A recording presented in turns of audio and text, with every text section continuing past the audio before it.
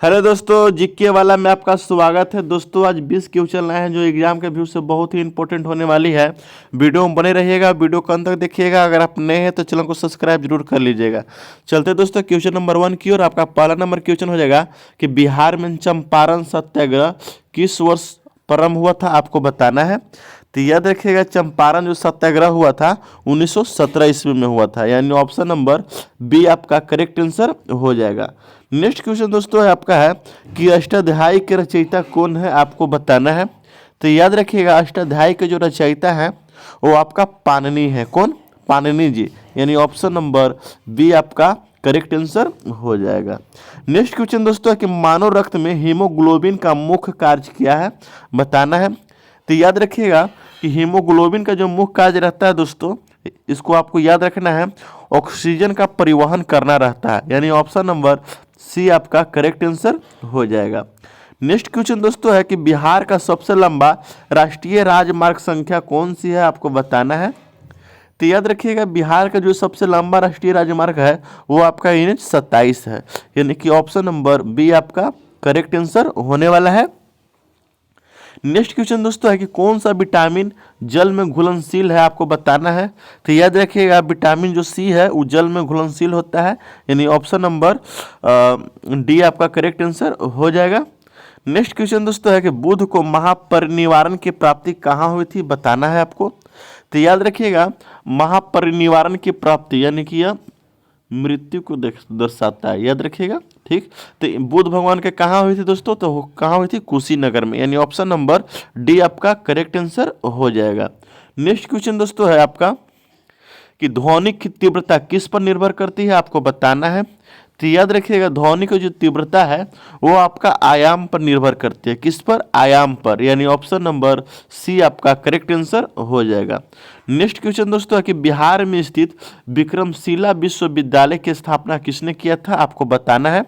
तो याद रखिएगा, विक्रमशिला जो विश्वविद्यालय की स्थापना किए थे वो आपका धर्मपाल जी ने किए थे, यानी ऑप्शन नंबर सी आपका करेक्ट आंसर हो जाएगा। नेक्स्ट क्वेश्चन दोस्तों है कि निम्न में से कौन सा रोग विषाणु के कारण होता है। तो याद रखिएगा, विषाणु से जो रोग उत्पन्न होते हैं इसमें आप डेंगू ले लीजिए, यानी ऑप्शन नंबर डी आपका करेक्ट आंसर हो जाएगा। नेक्स्ट क्वेश्चन दोस्तों है कि भारतीय संविधान में नीति निर्देशक तत्व किस देश से लिए गए हैं, दोस्तों आपको बताना है। देखिए, बहुत बार एग्जाम में पूछा भी गया है कि नीति निर्देशक तत्व किस देश से लिया गया है। तो याद रखना है आपको, आयरलैंड से। किस देश से? आयरलैंड, यानी ऑप्शन नंबर बी आपका करेक्ट आंसर हो जाएगा।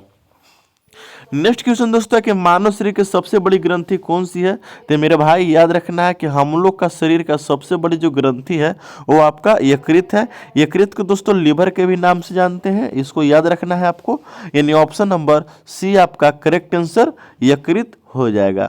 नेक्स्ट क्वेश्चन दोस्तों है कि बिहार में सोन नदी किस नदी की सहायक नदी है, आपको बताना है। तो याद रखिएगा, सोन नदी का जो उद्गम स्थल है दोस्तों वो अमरकंटक है। कहा? अमरकंटक, याद रखिएगा। और जो इसकी सहायक नदी है दोस्तों वह क्या है? गंगा है, यानी ऑप्शन नंबर बी आपका करेक्ट आंसर हो जाएगा, गंगा।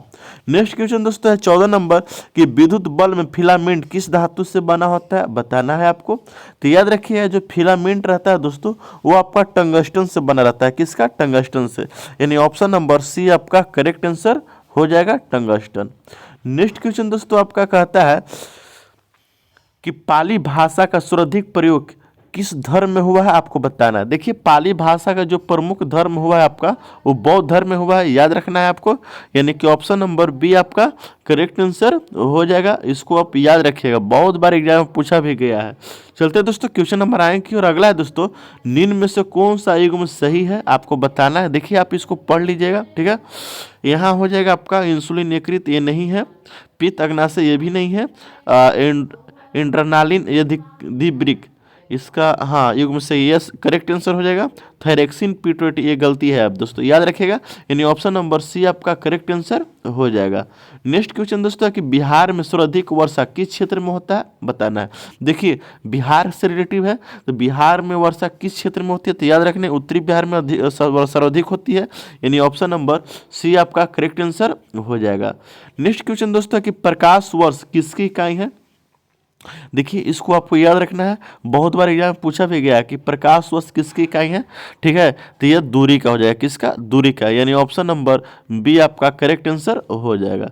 नेक्स्ट क्वेश्चन दोस्तों है कि भारतीय सदन का उच्च सदन कौन सा है, आपको बताना है। तो याद रखना है भारतीय संसद का जो उच्च सदन है वो दोस्तों राज्यसभा होता है। देखिए संसद का दो भाग है, ठीक है, राज्यसभा और लोकसभा, क्या, लोकसभा, ठीक।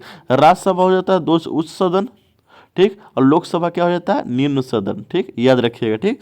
इससे दोस्तों प्रधानमंत्री चुन कर आते हैं, याद रखना है आपको, यानी कि संसद का किसने भाग है, दो भाग, राज्यसभा और लोकसभा, याद रखिएगा, ठीक। लेकिन प्रश्न के अनुसार आपका राज्यसभा उच्च सदन है, यानी ऑप्शन नंबर सी आपका करेक्ट आंसर हो जाएगा।